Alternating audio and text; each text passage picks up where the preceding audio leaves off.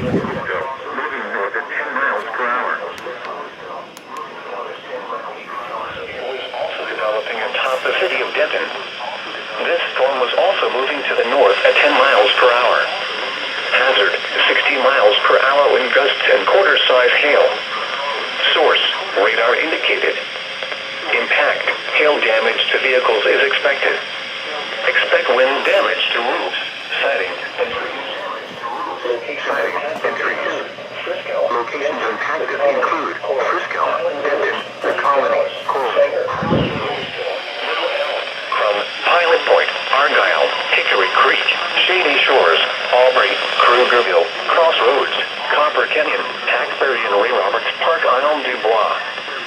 For your protection, get inside a sturdy structure and stay away from windows.